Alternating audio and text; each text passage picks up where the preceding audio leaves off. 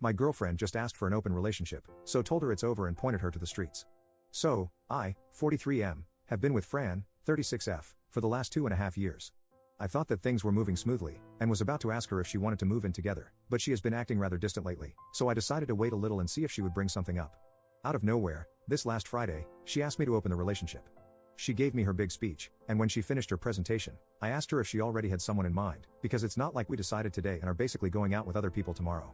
Essentially, I tricked her into telling me what I already knew, and yes, she already has someone in mind, which means to me that either she already did it, or she has it all set up. So I got up, and walked around the apartment while she was trying to sell the idea that this could be good for both of us in our relationship, and by the time she finished talking, I handed her one of my sports bags with all her stuff in it, and told her to leave the spare key on the table on her way out, that we are done, and she knows why. Then I went to the couch and turned on the TV, just trying to look indifferent and to save face.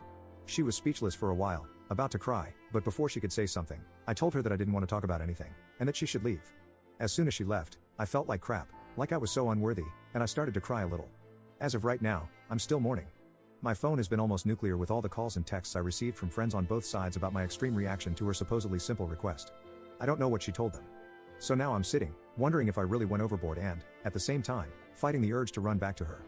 Because deep inside, even though I know my feelings for her are still there, the trust is gone, and I'm not going to spend all my time watching her movements.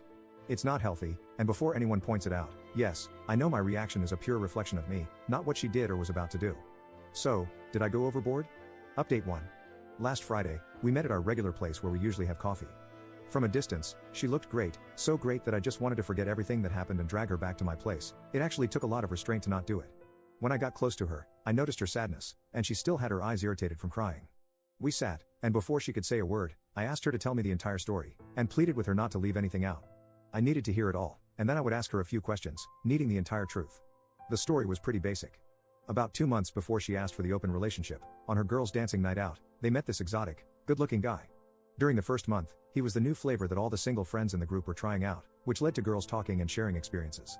Eventually, this guy, who was having his way with all the girls around him, set his eyes on Fran, and began to flirt with her, taking her to the dance floor and having fun. Well, here is where she should have stopped things, because we had an agreement about dancing nights.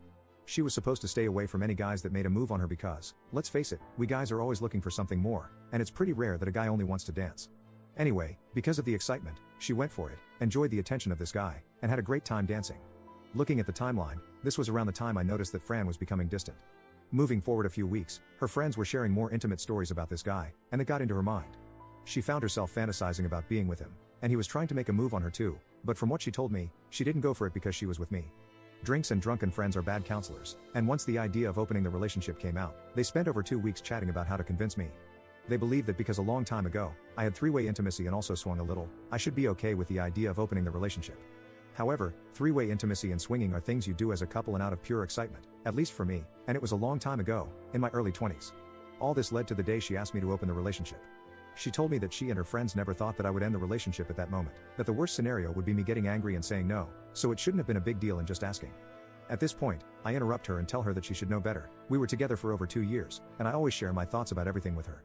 For context, maybe about a year ago, we had a couple of friends in a similar situation. For about a month, that was the main discussion in our group of friends, and every time it was brought up, I said that if one person in a committed relationship wants to be with other people, then that person should just break up and leave. Anyway, I explained to her that I didn't break up with her because of the question. I did it because there was already a guy. So, for me, that was a major trust issue. If this concern had arisen naturally, maybe we could have worked it out. In the worst scenario, perhaps we could have found an alternative.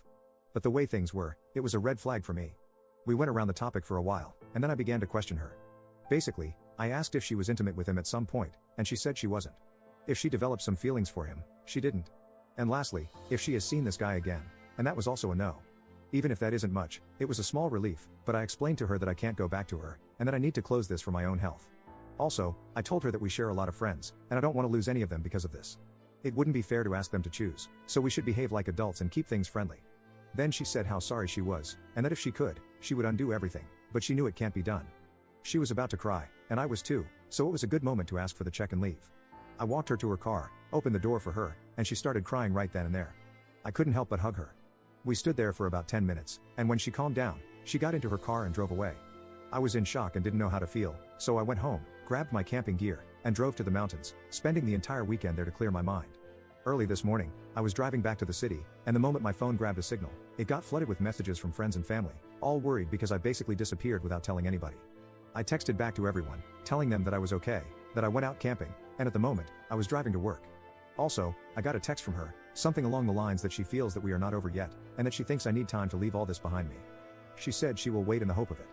I haven't texted her back because I'm pretty sure I'm done, but experience has taught me to never say never. So for now, I'm going to take it easy, doing what I like, and see where things take me. Update 2. Hello, it's been a while, and I came across several messages. Some were asking what I was up to, others were giving advice and encouragement, and of course, there were those asking for an update. After almost a month and a half of grappling with the matter, I still didn't have things very clear. Fortunately, that's what best friends are for. I had a conversation with Clau and her husband Pete, my two best friends, and after a while of talking, they said, "You have to let her go. You know very well that in your head, you will always be wondering what happened and if you are really all that she wants. Regardless of whether that's the case, you'll never be sure." They also said something about how the only reason I haven't let her go is that I don't want to be alone, and to be very honest, all of that is true. I gave the situation a couple more thoughts that week, and then I went to talk to Fran. I simply told her that clearly, at this moment in life, we wanted different things, and it was better for each of us to continue on our own way without any resentments or bad feelings. I gave a clear goodbye, and she obviously didn't like what I said, and she got sad, but that's just life. She has to process her emotions, and I have to process mine. I was in an emotional low for a while, and I focused on work, but things have slowly improved. No, I'm not seeing anyone, and I have no intentions anytime soon. I think it's a good opportunity to behave like an immature 15-year-old in the body of a 43-year-old, play video games, go camping, and be the envy of all my friends whose wives or partners don't let them go out to play. So that's all. Thanks everyone.